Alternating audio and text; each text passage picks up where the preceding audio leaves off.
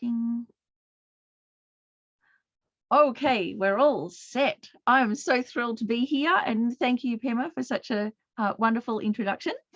So yes, my name is Miffi Maxmillion. I'm from Langri Tangpa Buddhist Centre in Brisbane, Australia. And the topic today, finding the hidden wisdom, discovering the hidden wisdom that's in anxiety and depression. So the Buddhist psychology is really radical. It's got a completely different approach to mental health issues than what we're used to. And the Buddha's approach to dealing with unhappiness and mental illness is really vast, broad-ranging, and incredibly effective. And I found really doable when you couple it with the kind of Western self-help things. So putting the two things together. From a Buddhist point of view, we can actually use our unhappiness on the path to emotional and spiritual health, on the path to happiness. So if we actually have the courage to listen to the kernel of wisdom in our depression and our anxiety, what they're trying to alert us to, not only will we be able to overcome them, overcome our fears, overcome sadness and all the causes of suffering, we'll be able to become more relaxed kind of human beings. What's going to propel us to be able to do that? Actually, it's recognizing the plight of so many others who are even worse off than we are. It's recognizing the horror that we experience about the world. It's recognizing the pain that we go through with our own personal disasters. And instead of just panicking and trying to push it away, using every bit of experience that we have, happiness and suffering, good, bad, pleasant, unpleasant, using everything on the path. So we can even use our depression and anxiety to benefit ourselves and to benefit others. So how on earth do we do that? Let's find out. So from a I suppose just a received knowledge in our Western culture, we've often thought, oh, depression and anxiety come from an chemical imbalance in the brain, or it's a genetic thing that we're born with, where our brain is wired wrong. So this has been a working hypothesis in the West for quite a long time. And just last week on an ABC article I read, oops, it's all changed. That's no longer the case. Actually, it's nothing to do with how our brains are wired. And of course, we know because of brain plasticity, we can even change the way that our brains are wired. So nevertheless, taking medication to change our brain chemistry does work for some people, sometimes. So what are we to make of all of this? It's just like we're stumbling around in the dark. It's really confusing. What can we put our trust in, our faith in? And I've come back to this question again and again, and I think the main issue here is that here in the West, we've made this catastrophic confusion between causes and effects, between cause and result. And because we're confused about that, then whichever method we take, it's going to be incredibly muddled. There's no consistency there. You know, things work sometimes, but not other times. So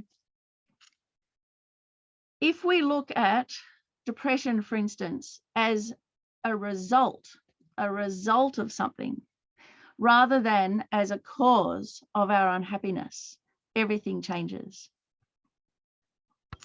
If we look at depression and anxiety as a result of something, then we can start finding what the actual root cause is. And then we can find a way forward. Then we can actually find a cure. And from the Buddhist point of view, we can cure it because samsara is mental illness. We're all on this spectrum of trauma, traumatized by samsaric experience. And the whole purpose of Buddhism is to liberate us from this completely. So that's radical, right? There's no way that in the West anyone posits that as a possibility. That's really out there. I think the Buddha was the ultimate radical, the ultimate punk. So don't shoot the messenger. Our anxiety and depression are the messenger. They're letting us know something really important. So for instance, when we have back pain, it's not the disease itself. It's not the problem itself. It's an indication something's wrong, isn't it? And so when we have a sore back, what do we normally do? We take painkillers, or we try and rest, or we do something, we try and block it out. But even the little thing on the ads for all the painkillers, it says, if pain persists, see your doctor, meaning the painkillers just mask the pain, don't they? They don't fix it. So back pain, our entire physical pain system actually is there to alert us that there's a problem, that there's something going wrong. So it's not pleasant, but it's so important. And we know what happens if we don't listen to it. Things get much, much worse till finally we do something about it. Sometimes it's even too late. So this physical example is really useful to come back to. Emotionally, our conscience is the pain system of our ethics. Our conscience, when our conscience is pricking us, it's not pleasant, is it? It's incredibly uncomfortable, and we're going, no, I don't want to know. But something's not sitting well with us, and we know inside. We know we've done something that wasn't skillful, wasn't right, even if we try and justify it after the fact. So our conscience, it feels bad, but it's virtuous. It's alerting us to where something's gone wrong, where we've made a mistake. And depression and anxiety are the pain system of our mind. Just like back pain, you know, the pain, our physical pain system. So depression and anxiety are a symptom. They're a symptom that something's gone wrong. So just like physical pain is a messenger to alert us to be careful, to tread gently, and to investigate. Same with depression and anxiety. They're a messenger. They alert us something's gone catastrophically wrong. And until we look at what went wrong, depression and anxiety will continue to come back. So if we learn to listen to our anxiety and depression, we can remove their causes instead of just masking the symptoms. And we can achieve the inner peace that we're seeking. But to do that, we've got to be courageous, you know, not shoot the messenger. So whenever something unpleasant, some suffering or something we dislike arises in the mind, our immediate response is to just try push it away, get rid of it. I don't want it.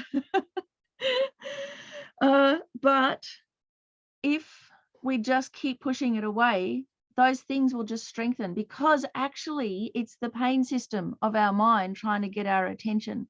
So until we give the right attention, it's going to come back. It's going to come back more compounded, more complex.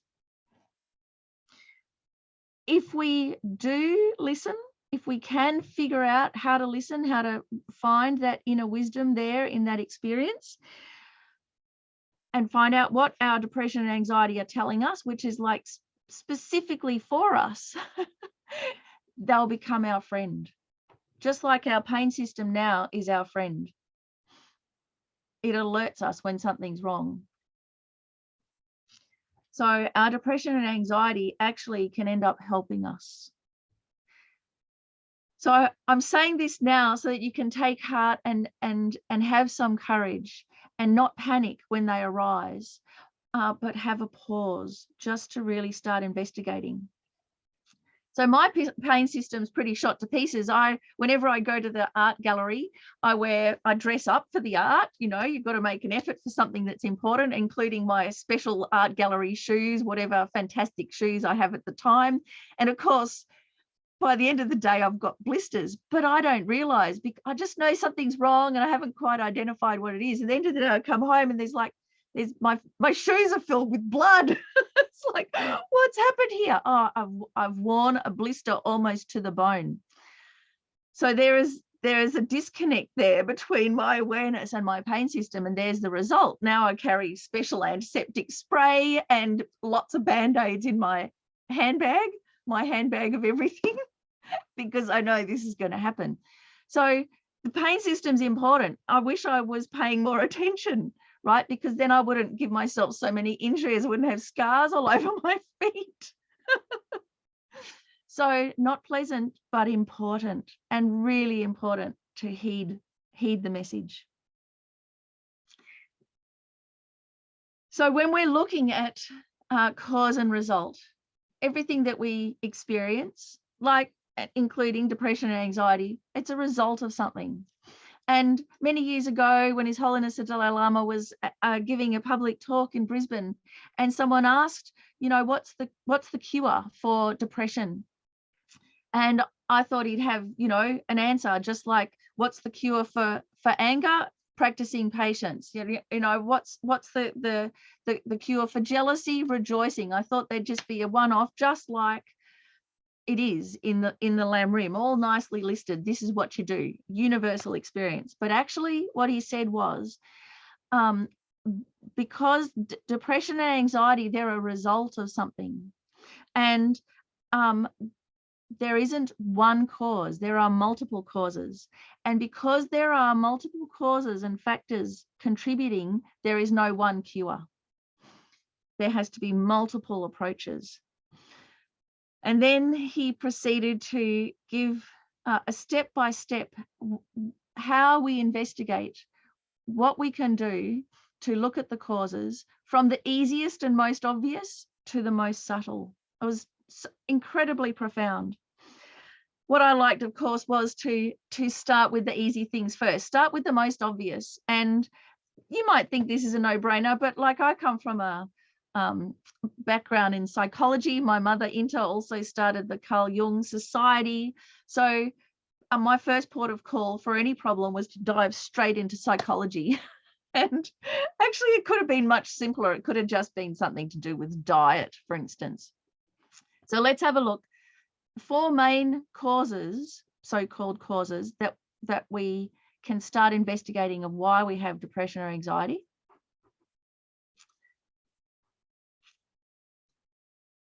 So first, always check the organic, the physical things first. So this is important for our health or our longevity.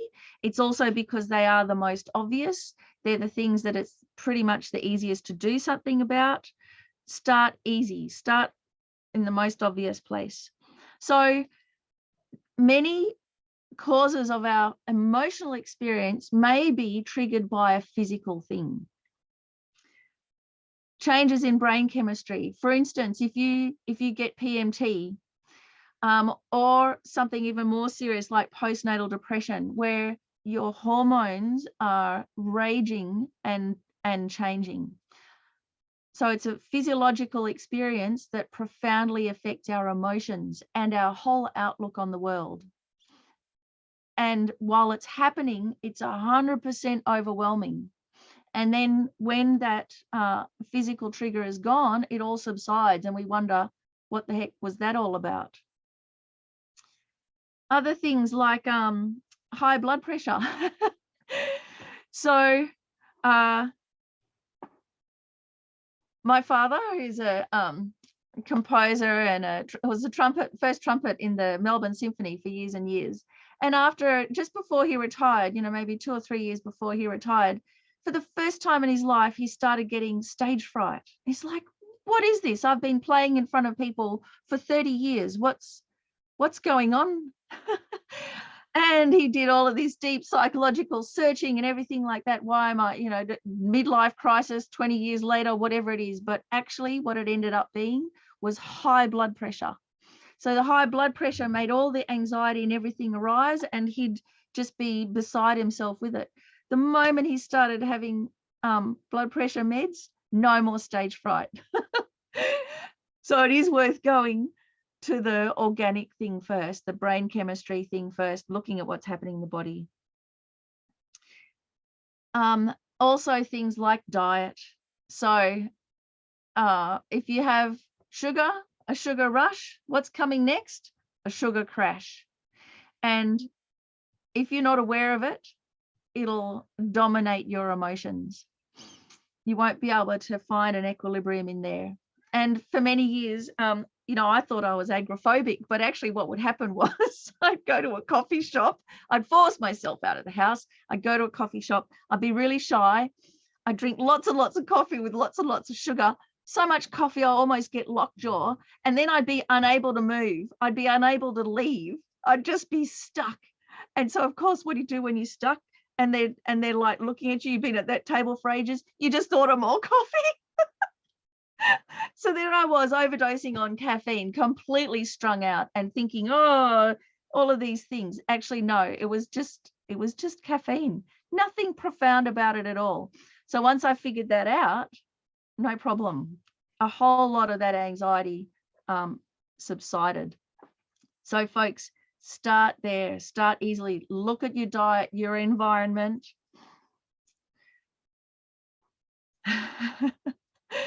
Then the next thing,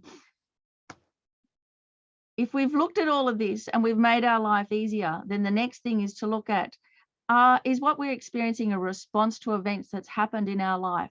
So maybe we live in a violent household. Maybe our neighbors around us are fighting all the time. Maybe we grew up in a violent household and we have post-traumatic stress from that. We're carrying trauma with us. Maybe we're experiencing helplessness and uncertainty, like the rental situation in Australia at the moment. Homelessness, a huge issue. All the floods, the catastrophic floods, that 1 in 100 years, and we've had 3 in 18 months, and there's another one coming. This feeling of helplessness is one of the most debilitating feelings for human beings. So, of course, we're going to be feeling depressed and anxious, but actually, I'd call it for what it is. And instead of calling it depression, which is like a medicalized term, actually call it for what it is, which is fear, which is sadness, which is looking at the horrors of the world and being grief-stricken for what we're going through, what we're doing to the planet. Actually have the courage to call it for what it is. Don't be ashamed about being sad or being down. The other thing, the death of a loved one, it may not even be a human. It may be that a beloved pet has died. And, you know, many times we feel even sadder when our dog or our cat dies than when someone in our family does. And that's a little bit embarrassing, or we might feel a bit shameful about that. But many times the death of a pet can throw us even more than a husband or a mother or a father. So to actually acknowledge that it's really rocked you, it's really, you know, hurt your heart, and have the courage to live through that. Or people say, oh, you've been grieving too long, you know, time to get over it. There is no too long.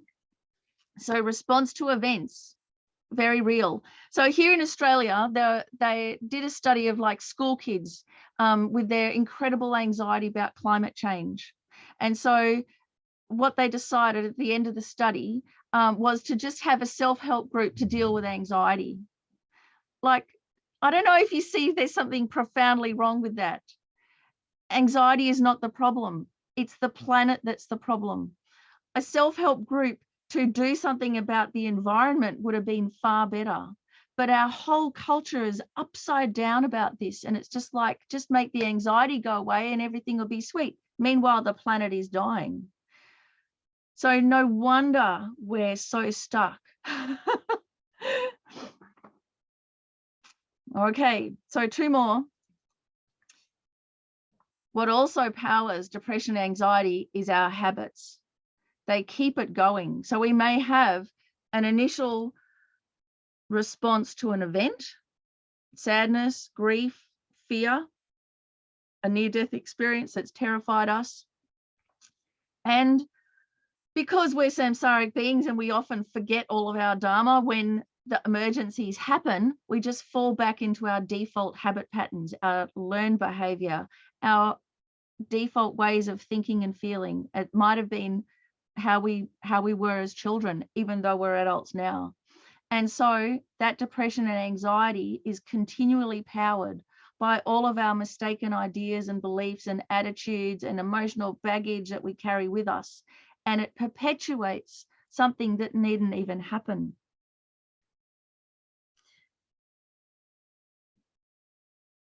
So, you know, how many kids, when their parents divorced, felt they were the cause of the divorce?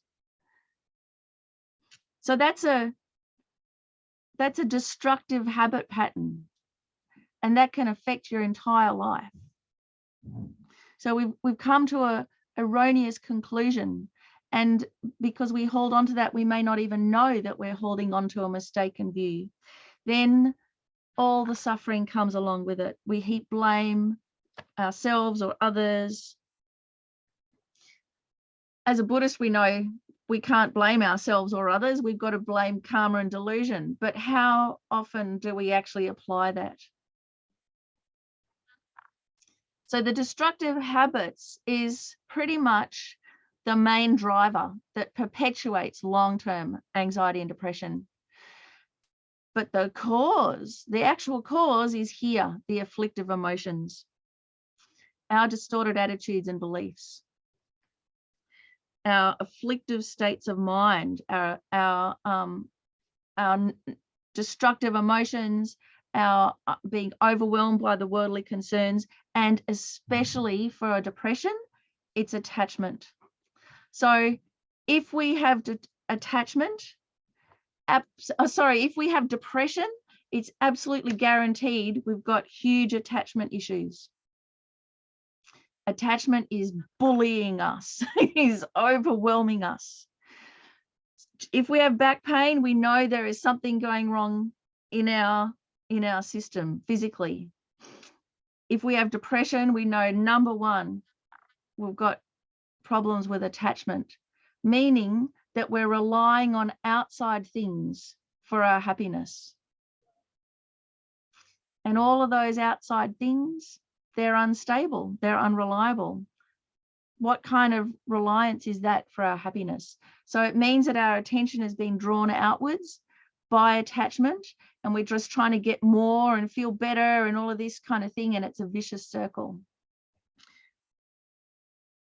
But there's other ones too. I mean, there's resentment and fear, jealousy, pride, all of those things, all of those afflictive emotions can be at play. So we have to have the courage to look within us and see which one is it for us that's at play, which is the one that is tyrannizing us and making our life miserable. So you are not your disturbing emotions. You are not your afflictive mind states. So you can actually identify them and blame them, not you, them.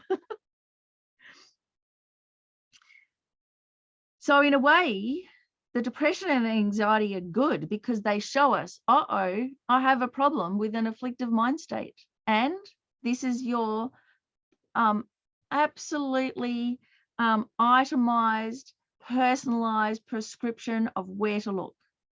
And you'll know you're getting it right when your depression and your anxiety shifts, where you become much more centered and grounded. So because there's no one cause, you know, there's a whole range of conditions, and then there's the root causes, those afflictive emotions. When we're talking about a cure for depression or anxiety, there's no one cure. You have to work on each of those levels.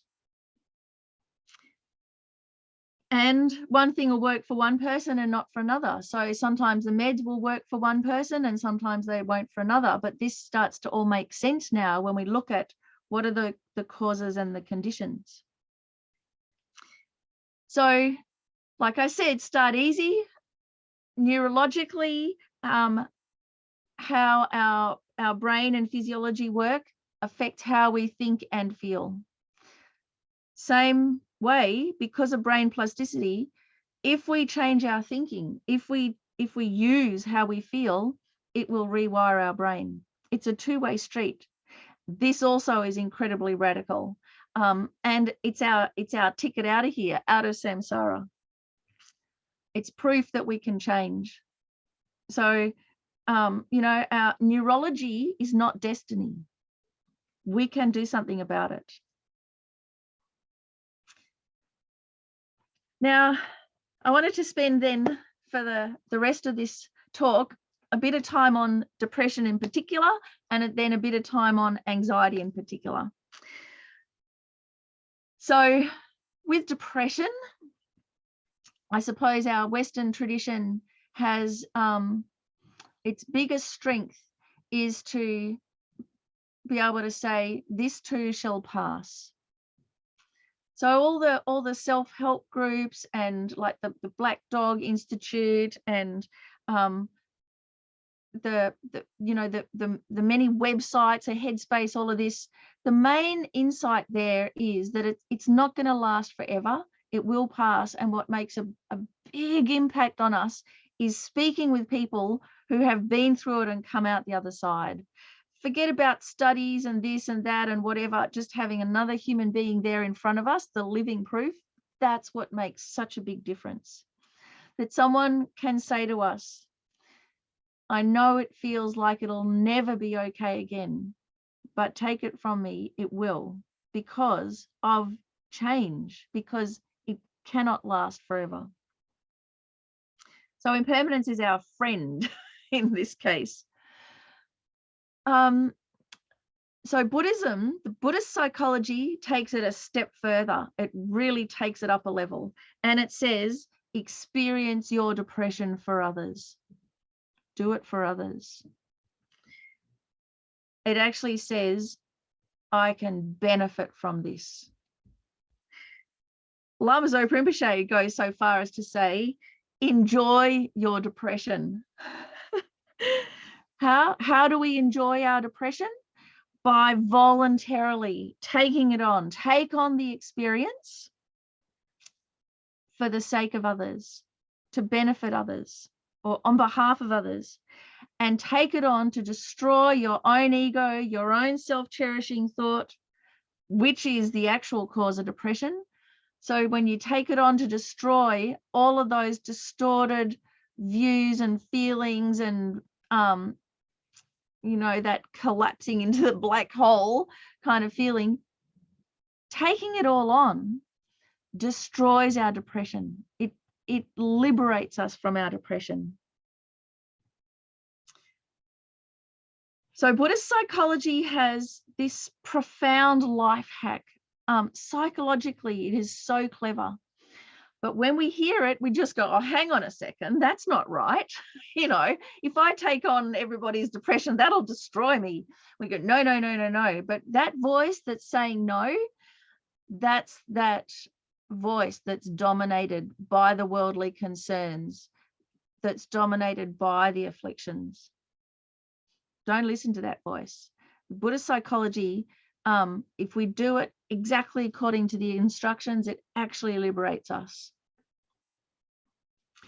So in particular for depression, there are three main approaches that we can take. And some of them may be more relevant at first than others, but they all work. So number one approach is remember impermanence and death. So remember impermanence, just like in our Western culture, that this too shall pass. It can't last forever. And even if we can't do anything about the event, how we feel about the event will change.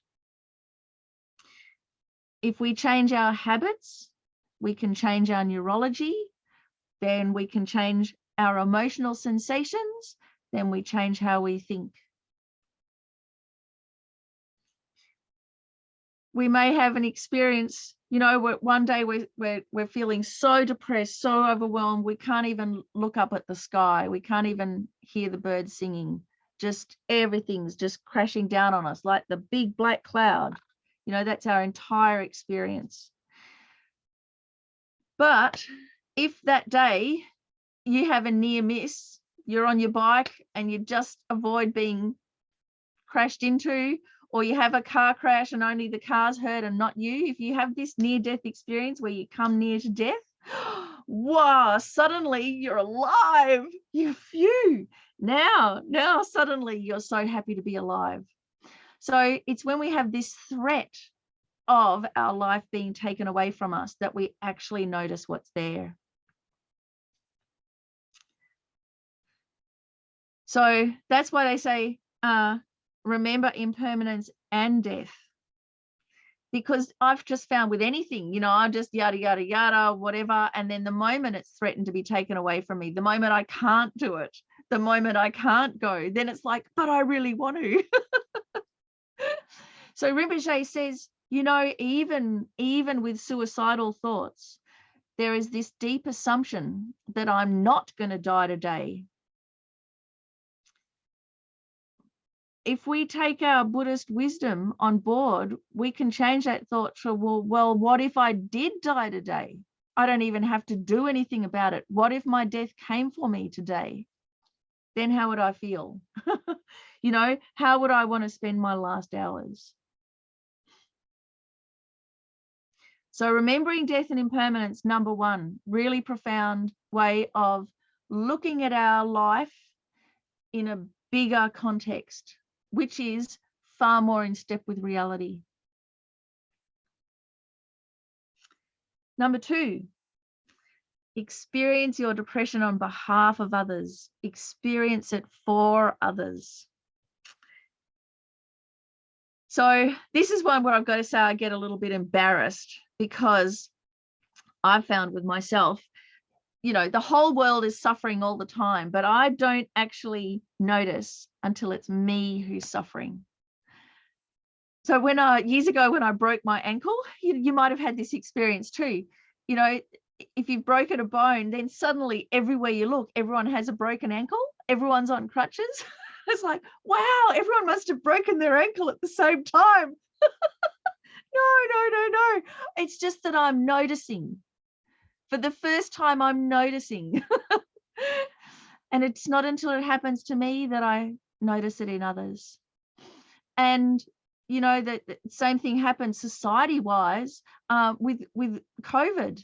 It wasn't until COVID came, and as a collective karma, as a group, we experienced lockdown, we experienced the deprivation of liberty, that we went, no human being should be allowed to live like this. This is not right. And then, oh my gosh, you look around the world and you go, how many are incarcerated? How many suffer under political oppression? Like, we don't even notice it until it happens to me. And even when people are saying with COVID, it's in these unprecedented times. And this one, it rankled me so much, because these times were precedented in my own lifetime when I was at high school, when the whole HIV/AIDS first started. It was exactly the same, but worse. There was this unknown disease. It was sweeping the world. But on top of that, there was stigma and fear for your life of being stigmatized. And that's in living memory. And that's happened to a huge swathe of people already. And then COVID comes along and we say, unprecedented times. But that's just because it's the first time it's happened to me.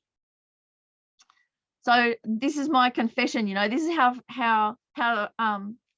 self-obsessed I am, that my whole world, it's just to do with me rather than the world.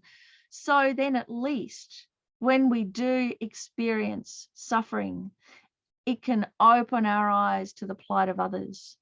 Because how else are we going to do it? If we don't experience pain ourselves, or if we can't be aware of the pain that we're experiencing, we're not going to have empathy for others. We won't even notice their suffering. So it's only when we're suffering that we notice that they're suffering, that we have empathy. And if we don't have empathy, we can't develop compassion. We can't do anything to help ourselves or others. So it's essential. How else are we going to develop our compassion if we don't use our suffering? So the Tonglen life hack for for experiencing your depression on behalf of others is to think, oh, this is not my depression. This is everybody's. I'm doing it for everybody. And you can do it on the breath. You can breathe in especially when you're feeling bad, you breathe in everybody's depression, and you breathe it in, not onto you, but onto that horrible coal-like crust that encompasses your heart. You know, we're all constricted and tight like that. And we breathe the depression onto that, and it just breaks that crust open. That crust just falls apart. And what's there? Your wonderful, warm, vulnerable heart. It frees us of the bondage of depression.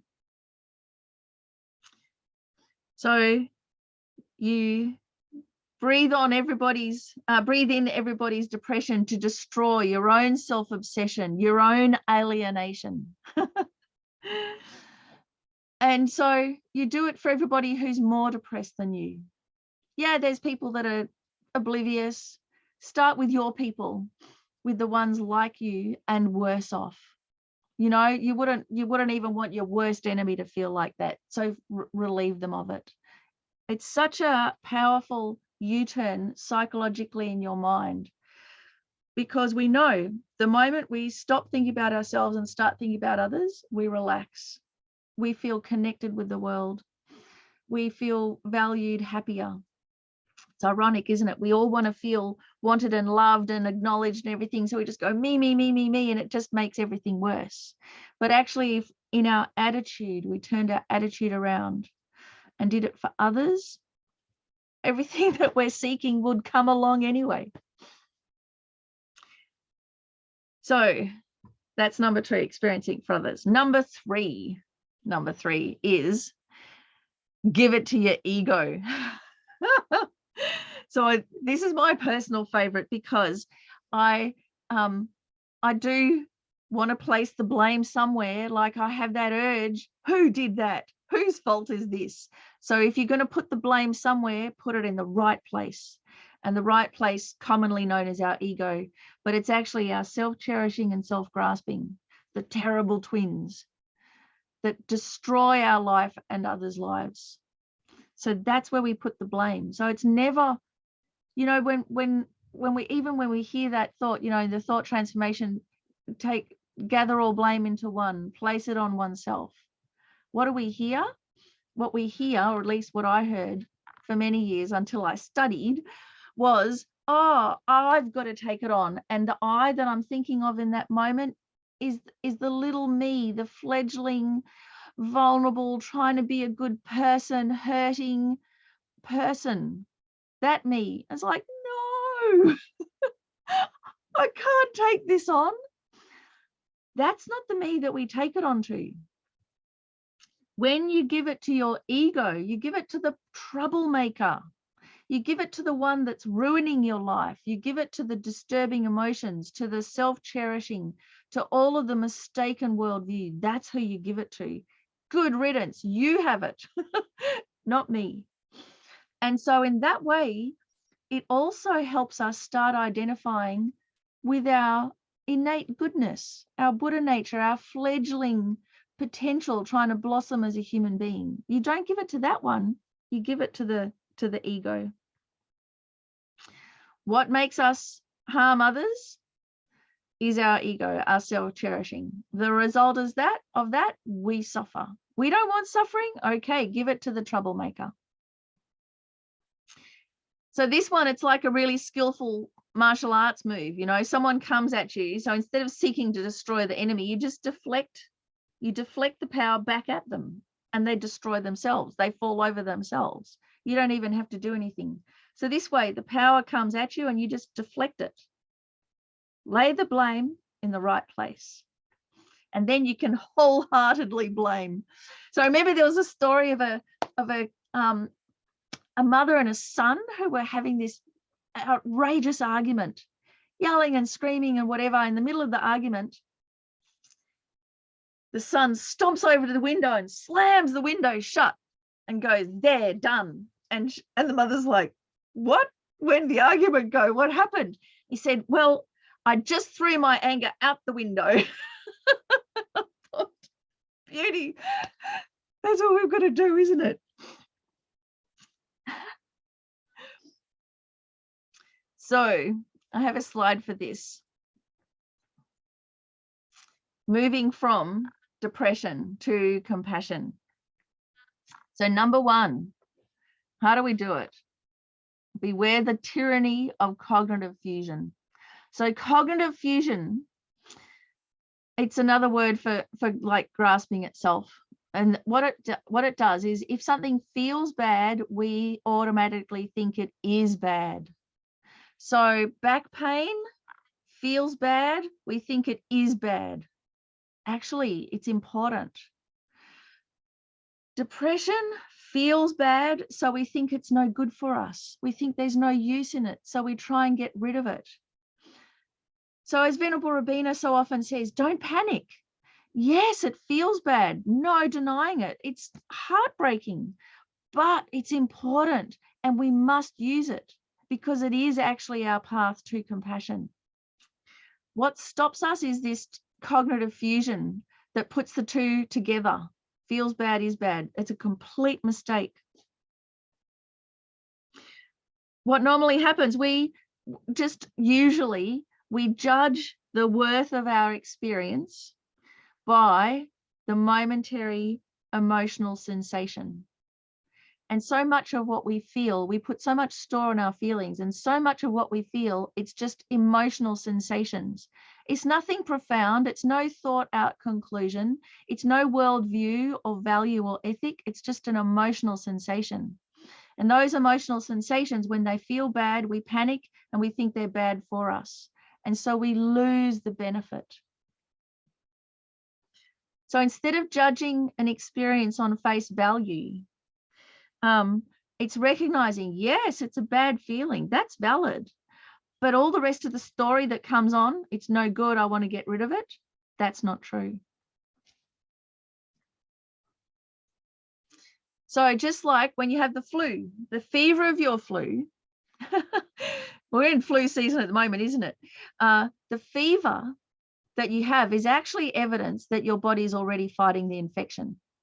So when you're getting the flu, first off, you're going, oh no, I hope I'm not getting the flu. Total denial. Then, oh yes, I've got it. It's upon me. Oh no, what can I do? And then you start burning, don't you? And then if you're lucky, the fever breaks. So that fever, all those aches and pains, they're not pleasant, are they? But that is actual evidence of your immune system kicking in. When you have a vaccination, you go get your needle and it all gets stiff. That's good because it shows it's working. It's already fighting the infection. So again, cognitive fusion gets this mixed up. So Lama Zopa Rinpoche says, the fever of your depression can become your path to compassion. So our depression is like a fever. It's evidence that something's afoot, something's working. And if we work with it, we can get better. And not only that, we can use it to develop compassion. Really good inner health, mental health is compassion and kindness. So the reason I've got this wonderful image of thousand-armed Chenrezig here is because, there's no shame in being upset. And Chenrezig shows us how to have a nervous breakdown, how to have a breakdown. Because even bodhisattvas experience depression, anxiety, but how they experience it is completely different from us because they're not dominated by the worldly concerns. They're not dominated by disturbing emotions. They're not dominated by grasping at the appearance as being true. So with Chenrezig, when Chenrezig was a bodhisattva and trying to help sentient beings, and no matter how many he helped, there was another multitude that arrived in front, needing help, making life worse for themselves, being destructive, doing everything to, create negative karma, to create more suffering. And no matter how hard he tried, people still kept making things worse. So Chenrezig, Bodhisattva Chenrezig had a nervous breakdown and his head split into 11 pieces. It split. But because of the bodhicitta motivation, this just made Chenrezig even more able to help sentient beings. Through his distress, it transformed and be able to see in 11 different ways to all the different realms, to all the different beings. So, I mean, this is such a wonderful story because it shows us that everything that happens to us, even the most traumatic of our head splitting into a million pieces, can be a benefit for others if we've just done that switch from self to others. And in fact, how else do we develop compassion? So again, there's no shame in being upset. We seem to kind of try and hide it away, don't we? When we have a problem, we're embarrassed. We don't tell anyone. When we're sad, when we're devastated, we feel ashamed and we hide it. But actually, when you look at the life stories of the great Buddhist masters, you know, they were extreme, and the traumas that they went through are extreme. And Bhikshuni Lakshmi, you know, the founder of the Nyung-ne lineage on Great Chenrezig, even her story, you know, she was this incredibly beautiful princess, had everything, but in her 20s, she got leprosy, and her family just took her to a field and dumped her in the dust.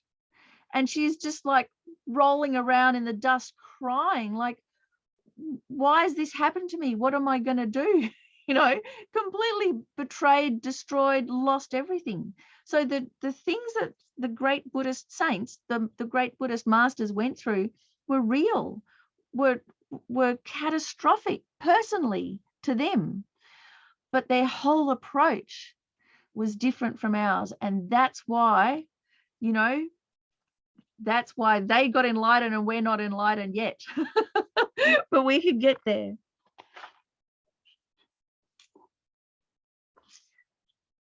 So we've only just barely touched on the depression thing, but I just wanted to show you that the Buddhist psychology takes us not just to living with depression, but to benefiting and to enlightenment, you know, to becoming great compassion itself. So then let's spend a moment then on anxiety. I mean, they're the two main things, aren't they? In our Western world, we have everything that we could want for physically, you know, society-wise. We're not in the Middle Ages living in the mud with no plumbing. We're just, you know, we've got everything at our fingertips, and yet the amount of depression and anxiety is just skyrocketing. And we think that the depression and anxiety is the problem, don't we? But actually, it's pointing to a problem. And clearly, in our world, especially with anxiety, it's pointing to the fact that the external things aren't everything. And they actually don't mean anything unless we look within. So again, with anxiety, instead of trying to get rid of it because it's a horrible feeling, we've got to have the courage to listen, and to listen deeper, to listen below our panic. Because there is wisdom in there. Actually, there's a kernel of truth. There's a wisdom buried in there. And so we have to create some space to be able to look at, to listen to what that message is. What's it actually telling us? Not what we're frightened or panicked about. What's it actually telling us? And so how do we do that? We've got to be able to sit with the fear. And that's what all those breathing meditations are for, to help us not panic, to just breathe and not try and change anything, not try and do anything, just to be able to sit, even for a few seconds, without being reactive. And that's so difficult for us in our highly distracted world. So how we can sit with the fear is by asking questions. How we sit with anxiety, with fear. What's our fear saying? What's our anxiety saying? So Venerable Robina often says this, you know, speak it out. And when we do, it may be very extreme and almost absurd. If we can capture it in the words, it helps us. Speak it out, write it all out, and then look at which bit is true, which bit is just catastrophizing. What is it pointing to? Are there deeper, profound truths that we're missing that it's pointing to? So especially with anxiety, it comes from grasping at the impermanent as being permanent. So we worry if something will break, if something will come to an end, if something will be scratched. And the fact is, it will always come to an end. Every single relationship that we have will come to an end. That's a fact.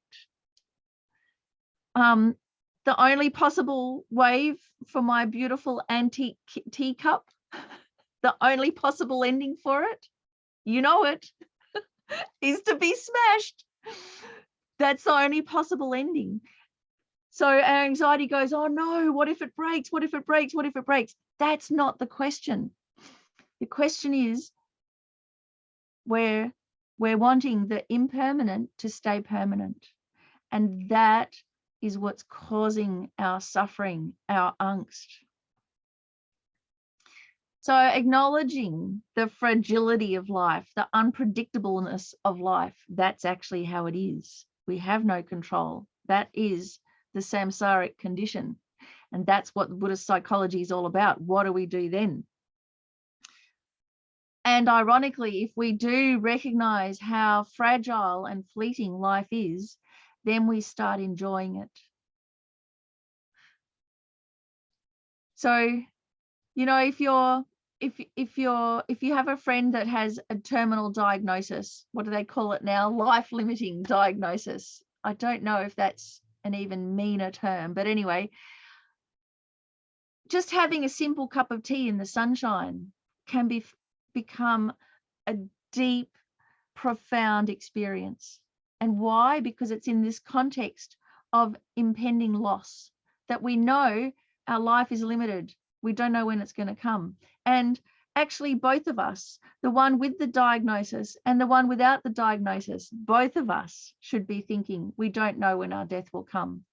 And because of that, then every moment that we have where it's peaceful, where it's calm, where we can show our love to others becomes incredibly precious and joyous.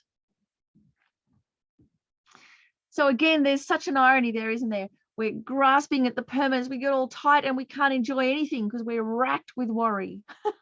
As if we just kind of recognized, yeah, it's impermanent and we don't know when it's going to come.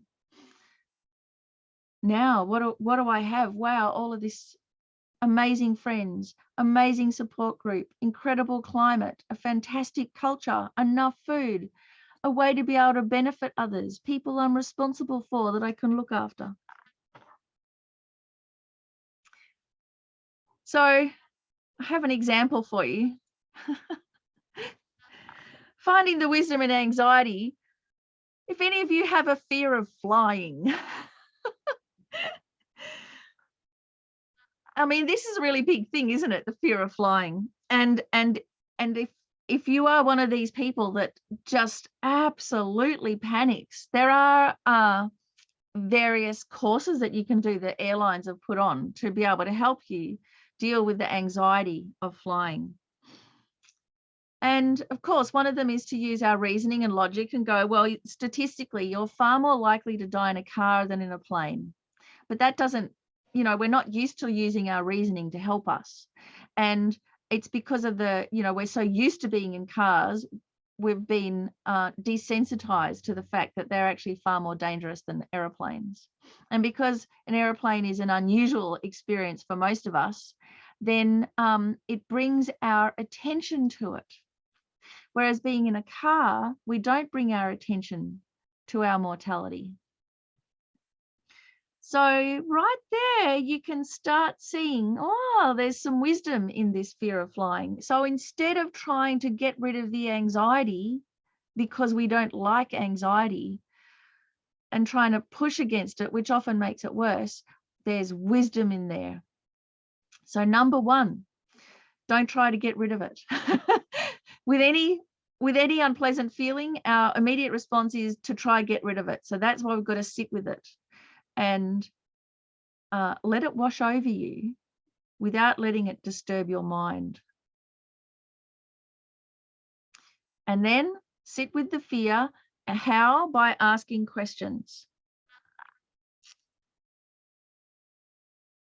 So, what kind of questions can we ask? Well, when it comes to the fear of flying, it's actually, I don't want to die, isn't it? And so the question is, why? Why don't you want to die? Why are you afraid of dying? And often the answer is, well, because I'm not ready. There are apologies to me made. There are important things that I put off that I must do. There are people that I have to talk to. So instead of going, oh, don't worry, everything will be okay, it's like, who do you have to call now? Before even getting on the plane, who do you have to call? When we have this experience of anxiety, it focuses everything in this one experience. All of our emotions come up and we become very, very aware that we have regrets and we're not yet ready to die. And this is something we want to know now, isn't it? Where we have regrets and we're not yet ready to die.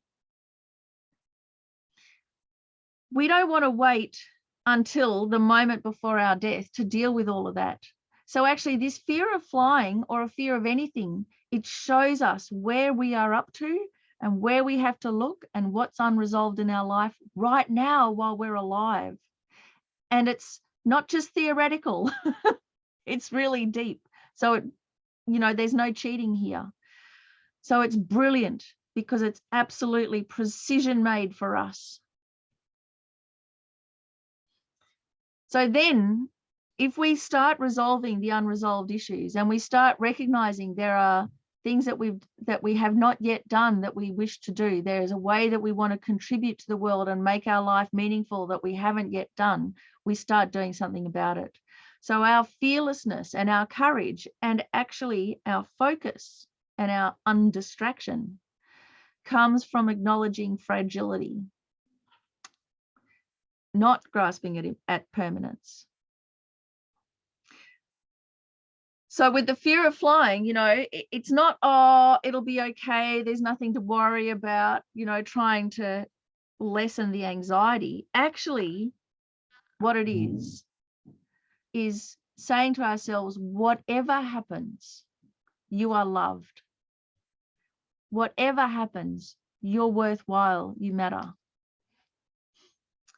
And being able to die going, well, whatever happens, I've done my best. How do we know if we're up to that? It's only when we have the fear.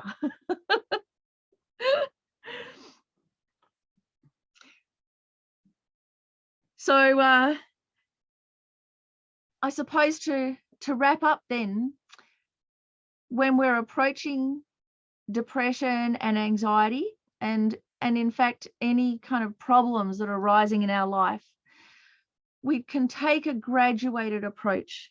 So the lower scope approach, that's where we start, which is at the very least, whatever happens, don't make things worse for yourself.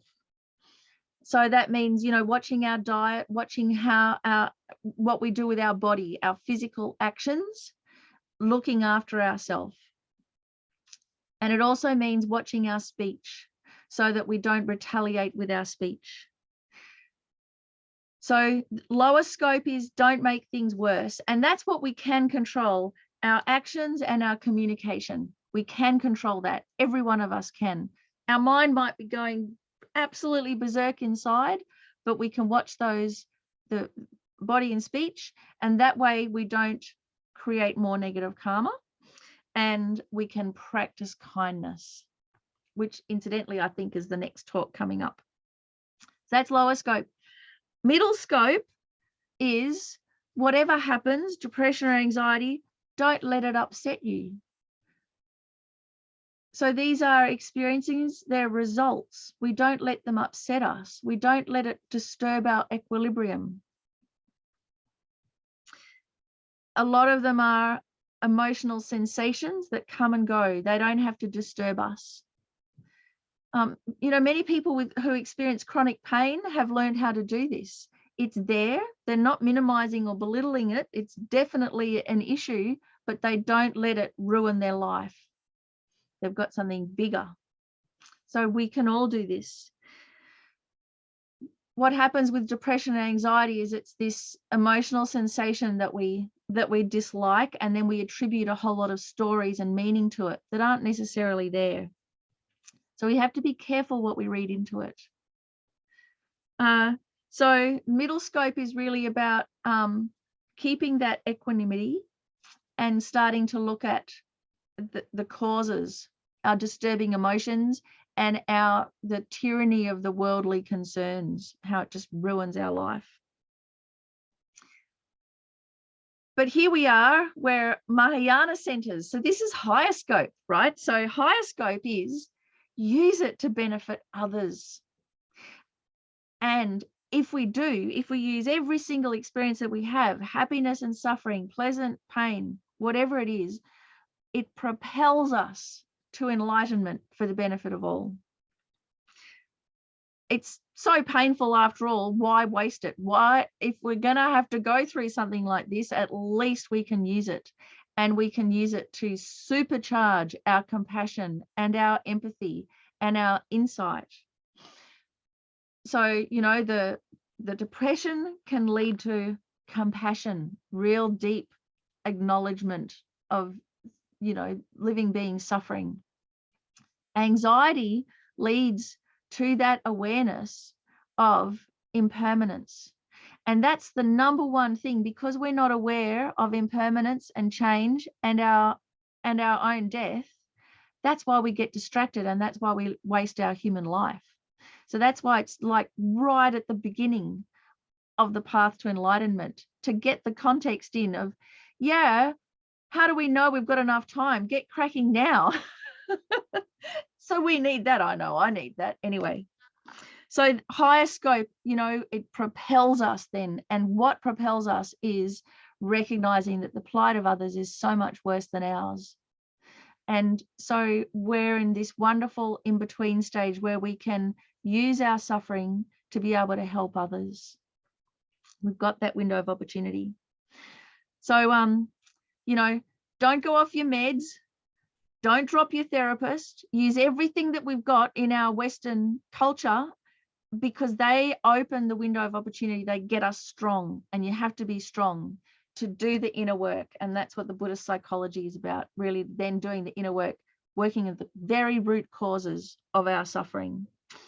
And Buddhist psychology, the scope, is nothing less than the complete cessation of all suffering and all of its causes and the flourishing of your natural potential of becoming fully enlightened, fully awakened. And we all have that potential. So how are we going to put everything in place that this can actually come about in this one precious life? So, you know, the theme of this wonderful Buddhist winter school is change your mind, change your heart, change the world. So let's dedicate, shall we, this, you know, all the effort that you put into listening to me and thinking about these issues that aren't necessarily pleasant issues, that by being here this morning, we can reveal the ultimate nature of our mind, that blissful clarity, that we can develop big-hearted love and courage without bias or favoritism for everybody on every spectrum, you know, on the gender spectrum, on the neurodiverse spectrum, on the personal attraction spectrum, on the race and culture spectrum, every single spectrum. May we develop that big-hearted love and courage and actually get onto the Bodhisattva spectrum, the 22 types of bodhicitta. Why? So we can benefit the world, so that we can benefit all the beings in the world, and so that we can actually save this planet, which is the support for a precious human life. So it's a bit of a whirlwind topic. Thanks for sticking it out. If you want more, I'm actually giving a course called Beyond Anxiety and Depression. It's at Langri Tangpa Centre and hosted by Shanti Davis Centre in New York, and that's in October. So maybe see you there. But we do have a little bit of time for questions. So I'm going to go where angels fear to tread and just dive in and see, are there any questions? Pema, please tell me, what are the questions? Okay, so Robin asked, do you have any thoughts on how to interrupt anxious rumination? Okay, so once anxious rumination has already started, you have to interrupt it by physically doing something different. Physically standing up and going into another room, changing the environment, and changing what you're doing, because it's already started. So it's better to actually preempt it and try and prevent it before it happens. You must work on the prevention first, so that but normally what happens, it's already started and then we have to change it. So it's changing the momentum, and that's quite difficult. And normally we leave it to that. So then the habit's already there. So got to really start with prevention first.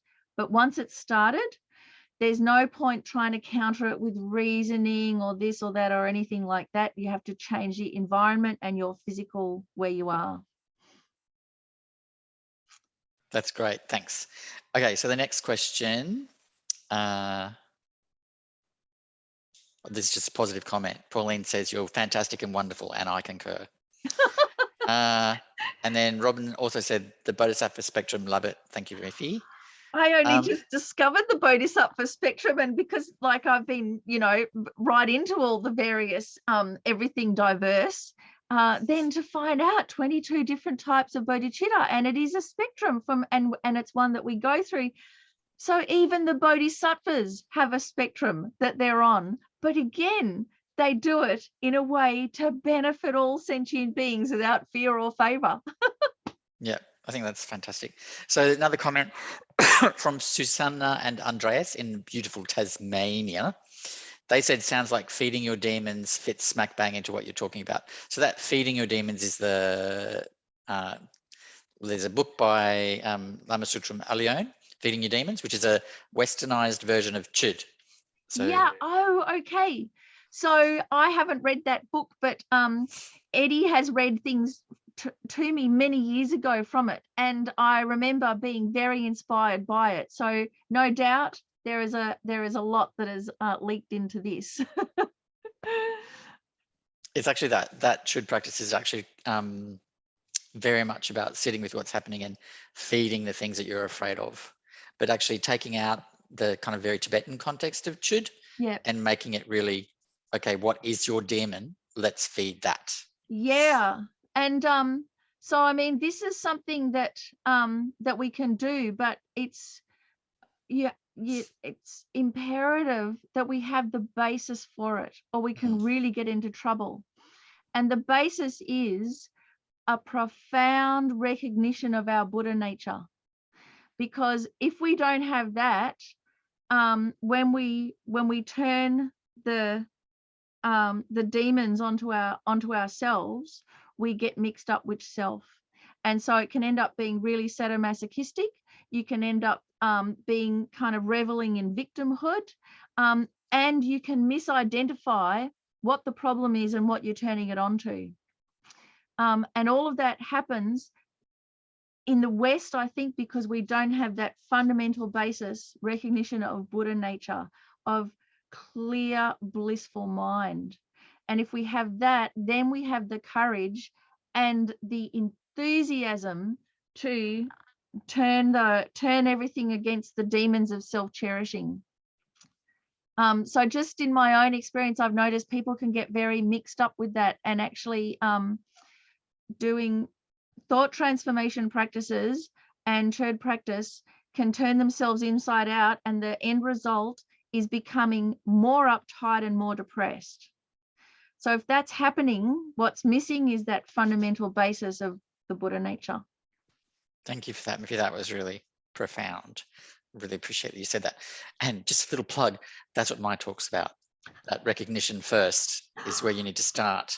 So wonderful, wonderful. I really have enjoyed, I've taken so many notes from this talk. It's going to be very beneficial for me, and I'm sure everyone who's here.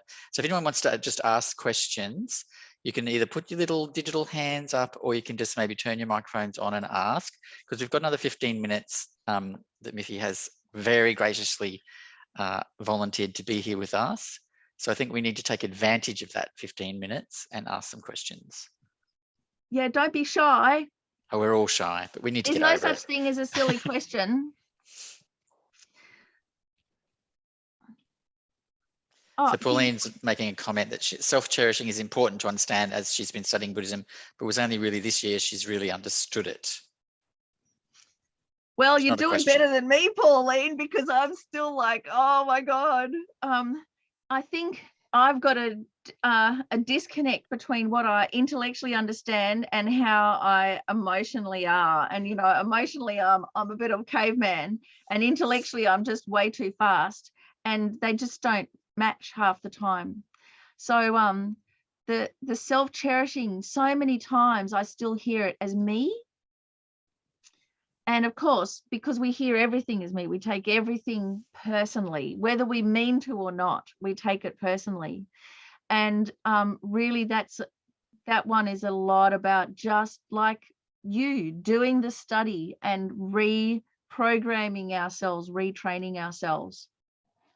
So I remember one time when I had this job and I hated it.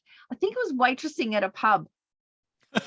Sorry, and funnily shouldn't have enough, laughed. like just about every job I've had has been a bit skew-if. So I was waitressing. I was still at high school. Was taught because I was tall. So I was 17, and so I was picking up some extra money waitressing at this pub, and I absolutely loathed and detested it. I'd be so nervous before I'd go every time, but I just went on sheer adrenaline. Anyway, I got the sack. I wanted to quit. I really wanted to quit, but I didn't know how to do it. But I got the sack because they saw me walking past the bottle shop in my school uniform going home from school.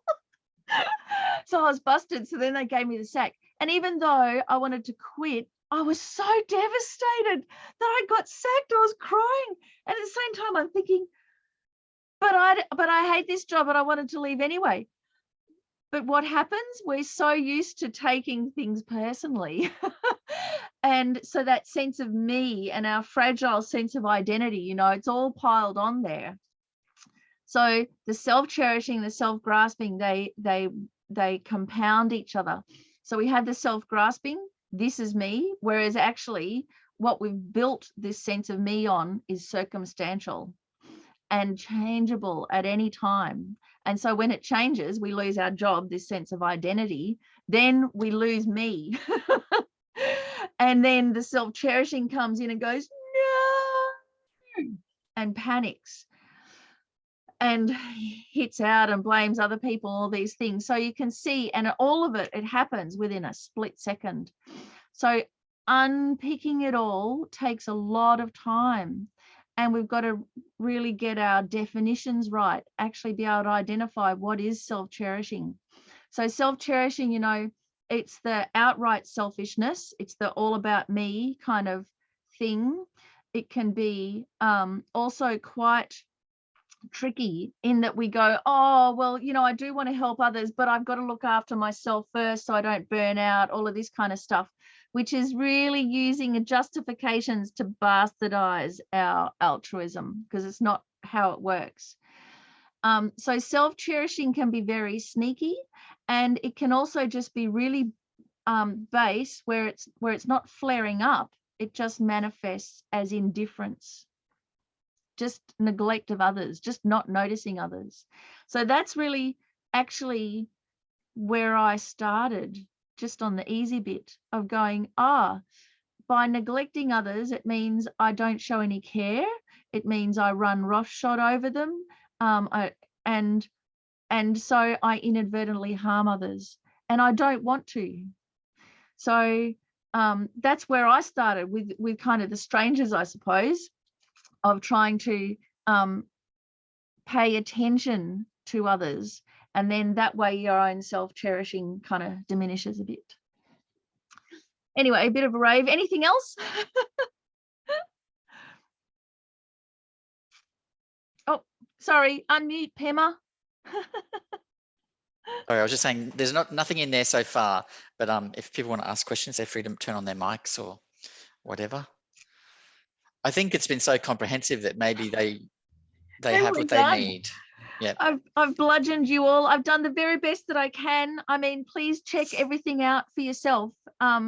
You know, go straight to the source. Go to the lamrim. Go to the text. Go to your gurus, your perfectly qualified Mahayana gurus, and check everything about, you know, against your own experience.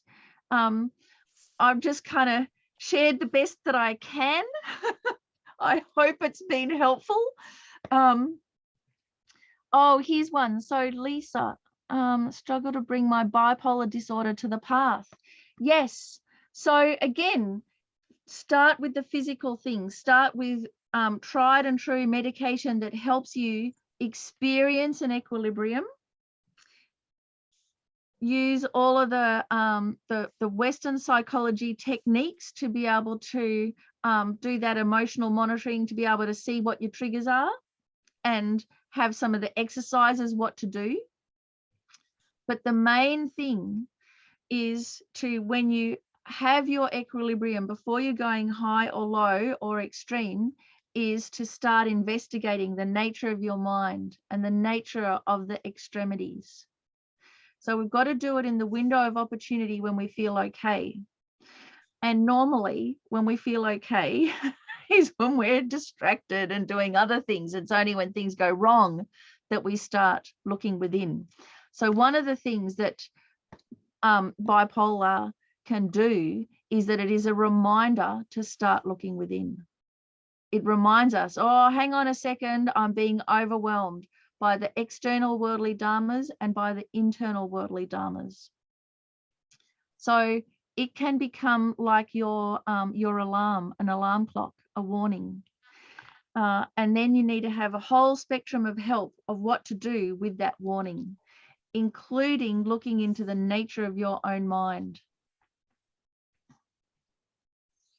So Anitra has said, my depression can sometimes take a form of self-hate, remembering stupid things I've done. Any thought about how to deal with that? Yes. So self-hate, Venerable Rabina has often talked about this, that often and so clearly. So I'll try and say as best as I can. When we experience things that we don't like, there are two responses that we make. One is either to express volatile anger and blame people outwards and retaliate. And the other is to have an implosion, to bring it inwards. And that is self-hate, self-harm. And that turns into depression. So the depression is where it kind of becomes a chronic state of affairs. So to catch that, when it's into the depression part, it's already way gone. Before that, there's anger. And often what will happen when we have anger is we don't want to harm others and we don't want to retaliate, so we squish it in. But that's not dealing with anger. That's just squishing it in. And so it goes inwards and it becomes self-hate. And I've heard depressed people talk to themselves, and how they talk to themselves is horrendous. It's mean and it's violent and it's aggressive and really malicious. And they'd never talk to anybody else like that, but they do to themselves. So you probably do to you.